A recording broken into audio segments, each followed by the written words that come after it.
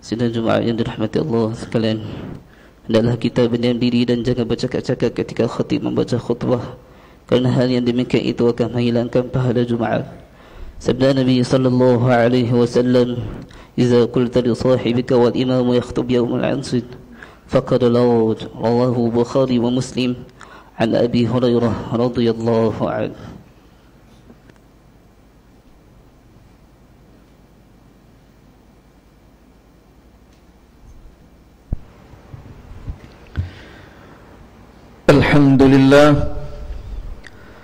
الحمد لله الذي فقه من أراد به خيرا في الدين وشرع أحكام الحلال والحرام في كتابه المبين وأعز العلم ورفع أهله الذين اتقوه وكانوا به عالمين وأشهد أن لا إله إلا الله وحده لا شريك له وبذلك أمرت وأنا من المسلمين وأشهد أن محمدا عبده ورسوله الذي أرسى قواعد الشرع وبينها أحسن التبيين اللهم صل وسلم وبارك على سيدنا محمد وعلى آله وأصحابه ومن تبعهم بإحسان إلى يوم الدين أما بعد فيا أيها المؤمنون اتقوا الله حق تقاته ولا تموتن إلا وأنتم مسلمون.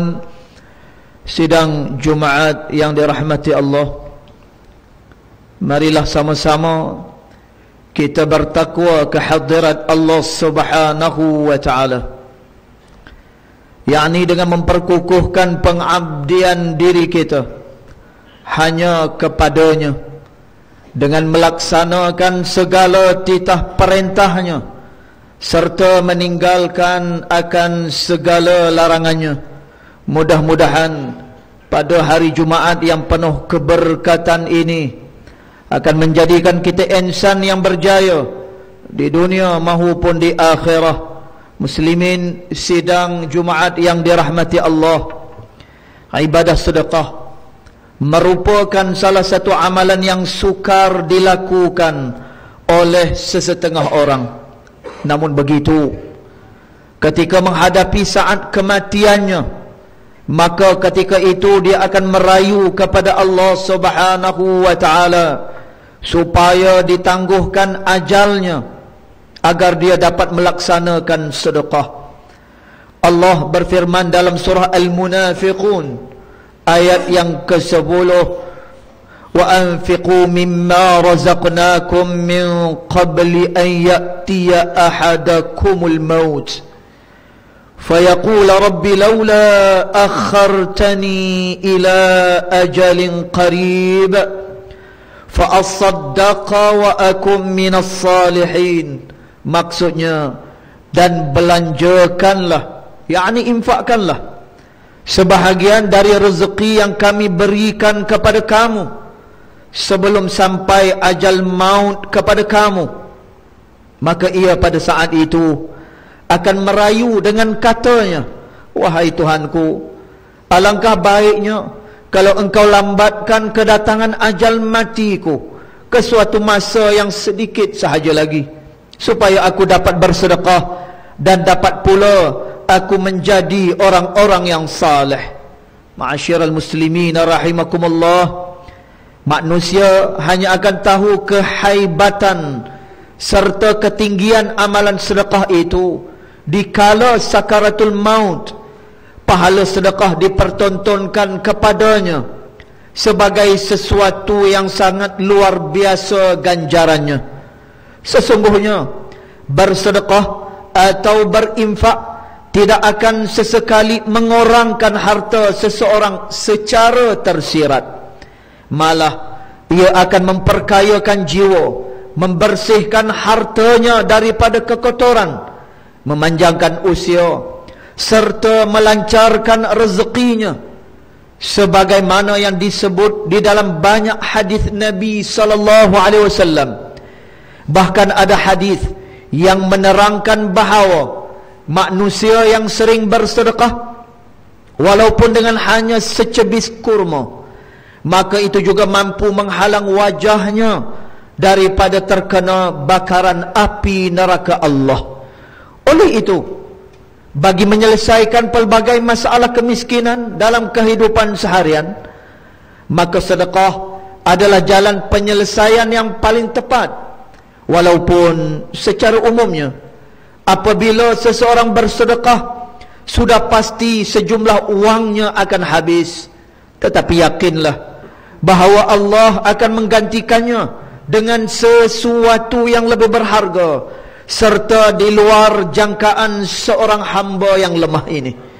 Terlalu banyak kelebihan yang dijanjikan Allah terhadap kemuliaan orang yang bersedekah itu, sehingga tidak akan mengurangi hartanya walaupun sedikit, sebagaimana sabda Nabi sallallahu alaihi wasallam yang berbunyi, ma naqasat sadaqatun min mal wa ma zadallahu 'abdan bi'afwin illa 'izza. Maksudnya, tidak akan berkurang harta dengan sedekah, dan seorang hamba yang pemaaf pasti akan Allah tambahkan kemuliaan baginya. Hadis riwayat Muslim. Muslimin yang dirahmati Allah sekalian, selain Rasulullah sallallahu alaihi wasallam yang kita sudah maklumi bahawa hebatnya baginda dalam menjalani ibadat infak dan sedekah, Sayyidina Abu Bakar As-Siddiq radhiyallahu anhu wa ardah adalah sahabat Nabi yang paling kuat mengamalkan ibadah ini, mengatasi para sahabat yang lainnya, sehingga dikatakan bahawa anaknya Sayyidatina Asma juga mewarisi sifat dermawannya itu, walaupun dalam keadaan dirinya tidak ada kemampuan. Meskipun sebelumnya kehidupan Sayyidina Abu Bakar sekeluarga adalah kaya, namun selepas peristiwa hijrah ke Madinah, beliau tidak meninggalkan sebarang harta pun buat anak dan juga istrinya. Begitu juga dengan kisah suami Asma bintu Abu Bakar, yaitu Zubair ibn Awam, merupakan seorang sahabat yang sangat berjaya di dalam perniagaannya, namun seluruh hartanya turut diinfakkan pada jalan Allah Subhanahu wa taala. Melalui sebuah hadis yang diriwayatkan oleh Imam Al-Bukhari, menceritakan pada satu hari ketika Asma datang bertemu Rasulullah sallallahu alaihi wasallam, kemudian dia bertanya, "Wahai Rasulullah, aku tidak mempunyai apa-apa lagi selain yang dibawa pulang oleh Zubair. Apakah aku harus bersedekah?" Lantas Rasulullah sallallahu alaihi wasallam menyuruhnya untuk terus bersedekah dan tidak menyimpan sebarang harta yang dimiliki olehnya. Sifat dermawan Sayyidina Abu Bakar dan anaknya Asma perlulah dicontohi oleh umat Islam. Jika hendak bersedekah, maka janganlah terlalu banyak fikir ataupun berkira-kira, kerana sebenarnya sedekah adalah satu-satunya amalan ibadah yang paling rapat nilai ketakwaan dan amat disukai oleh Allah Subhanahu wa taala. Muslimin yang dirahmati Allah, situasi yang sering berlaku dalam kehidupan kita iaitulah apabila syaitan yang membisikkan serta menakut-nakutkan manusia dengan kemiskinan, khususnya ketika mana menginfakkan harta pada jalan Allah Subhanahu wa taala. Godaan syaitan terhadap kemiskinan itu membuatkan kita selalu menahan harta, yang lama kelamaan akan menjadikan diri kita semakin bakhil dan juga berkira-kira untuk menginfakkan harta pada jalan Allah Subhanahu wa taala.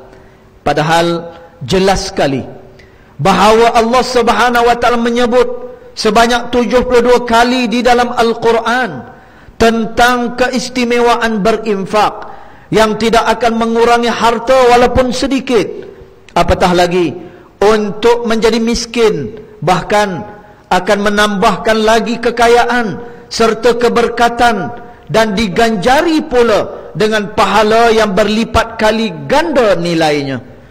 Firman Allah Subhanahu wa taala di dalam surah Al-Baqarah yang berbunyi, "Asy-syaitanu ya'idukumul faqra wa ya'murukum bil fahsya wallahu ya'idukum maghfiratan minhu wa fadla wallahu wasi'un alim." Maksudnya, syaitan menjanjikan, yakni menakut-nakutkan kamu dengan kemiskinan dan menyuruh kamu berbuat kejahatan, yakni kikir, bakhil. Sedang Allah menjanjikan untukmu keampunan daripadanya dan kurniaannya, dan Allah maha luas kurniaannya, lagi maha mengetahui. Demikianlah besarnya ganjaran pahala yang dijanjikan Allah kepada hambanya yang berinfak di jalannya. Justru setiap apa yang diperintahkan Allah itu pasti dan pasti ada manfaatnya untuk kita.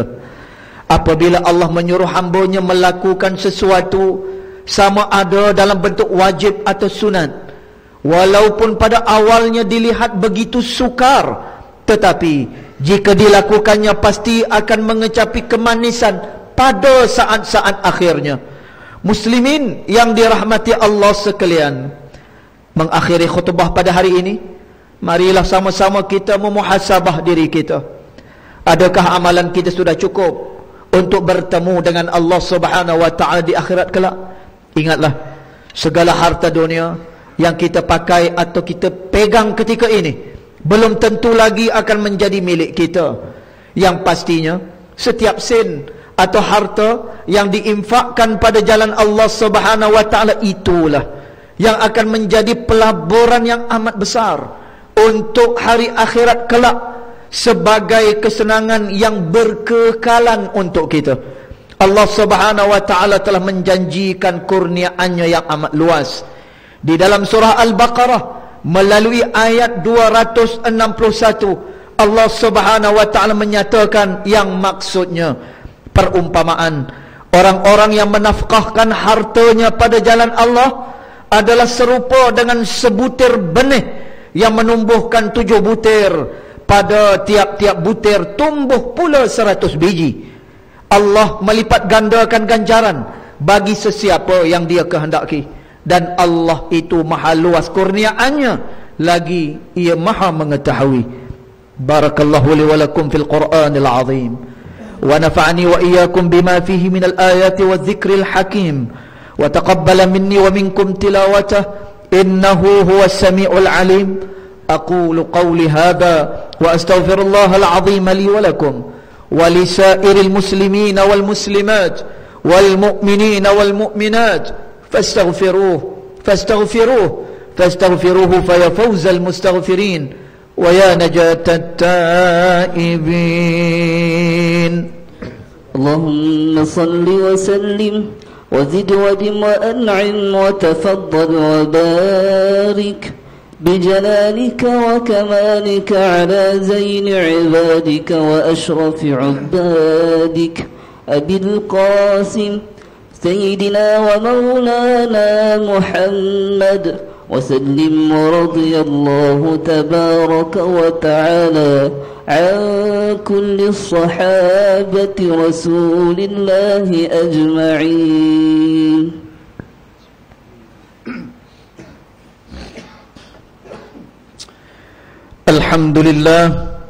الحمد لله حمدا كثيرا كما أمر. أشهد أن لا إله إلا الله وحده لا شريك له، وأشهد أن سيدنا محمدا عبده ورسوله. اللهم صل وسلم على سيدنا محمد المنقذ من الضلالة والجهالة إلى نور الحق والإيمان والهدى، وعلى آله وأصحابه الذين هم قدوتنا ولهم الفضل على جميع الأمة إلى يوم القارعة. أما بعد، فيا عباد الله، فإني أوصيكم ونفسي بتقوى الله العلي العظيم، فاتقوه لعلكم تفلحون.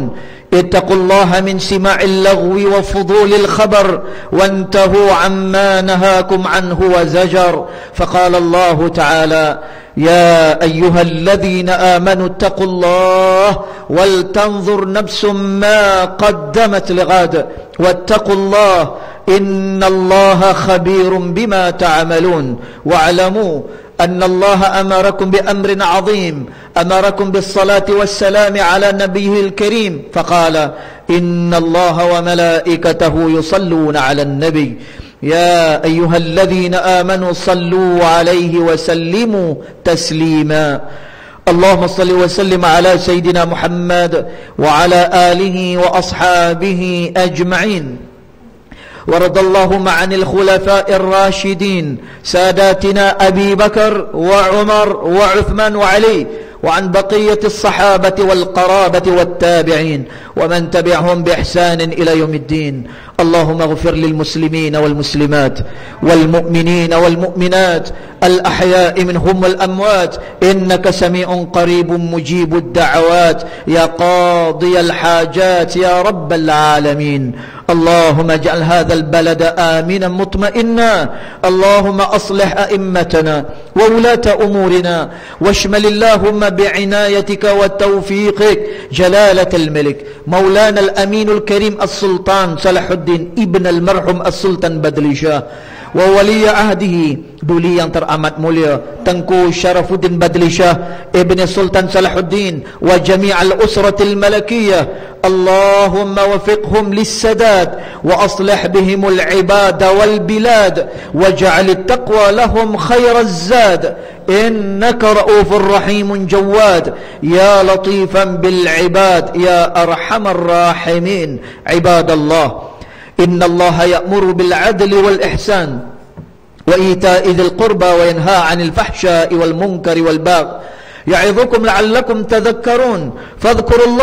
فاذكروا الله العظيم يذكركم واشكروه على نعمه يزدكم واسألوه من فضله يعطيكم ولذكر الله أكبر والله يعلم ما تصنعون. أقم الصلاة.